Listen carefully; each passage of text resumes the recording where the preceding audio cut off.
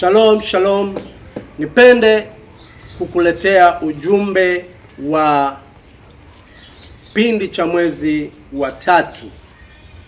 Mwezi wa tatu ni mwezi wa kumlingana Bwana.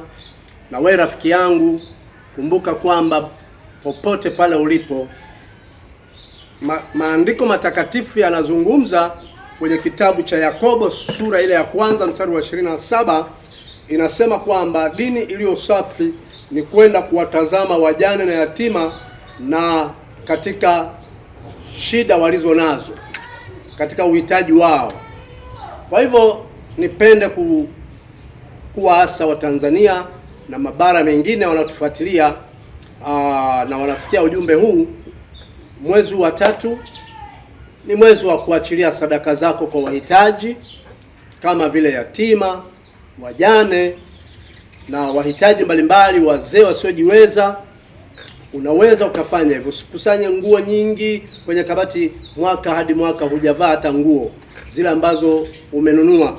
Zipo tu, toa kwa wahitaji, Mungu atakubariki. Una viatu vingi, toa kwa wahitaji, Mungu atakubariki. Nunua, nenda dukani, nunua vitu, peleka kwa wahitaji, Mungu atakubariki sana. Vyakula peleka kwa wahitaji. Ndio, kuna watu wanakula mlo mmoja, wengine wanakula kwa kubahatisha, wanavaa kwa kubahatisha. Kwa hivyo Mungu anasema kwamba mimi ni mume wa wajane na ni baba wa yatima. Fanya hivyo mpendwa, popote pale ulipo, na Mungu atakubariki. Hata acha kukubariki, sadaka pekee inawagusa wajane, na Mungu akubariki wewe, ili usitokewe na hali yoyote. Unataka kumgusa Mungu, unataka kumsogelea Mungu ili Mungu afurahie kwa ajili ya sadaka zako, peleka sadaka zako kwa wahitaji. Mwezi wa tatu ni mwezi wa kila mtu anayeweza kuwekeza kwa wahitaji kama hawa, wajane wasiojiweza, yatima, wazee wasiojiweza. Watu kama hao, kuna baraka zao tutazipokea. Nami kama mjumbe wa Bwana nimeona nikuambia habari hizi, nikukumbushe. Si kwamba hujui, unajua, unafahamu na unafanya hivyo kila mwaka, lakini tukumbushane sasa tunapoingia mwezi wa tatu.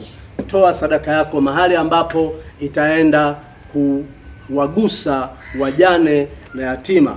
Nasi tuchukue nafasi pia kukukaribisha kwamba mlango uko wazi. Pia tuna baadhi ya kituo ambacho huwa tunapeleka sadaka zetu hapo, kwamba tunakula pamoja na tunafurahi wakivaa, wakipendeza, wakimsifu Mungu namna hivyo.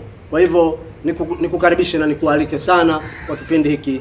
Baba, katika jina la Yesu, tazama mama huyu, tazama baba huyu, na wasogeza mbele zako Bwana, kwamba utatenda na zaidi ya kutenda kwa ajili ya mbaraka huu kwa wahitaji mbalimbali popote pale walipo, na yeyote atakayeguswa usiache kumbariki na familia yake na kazi yake, katika jina la Yesu, amen.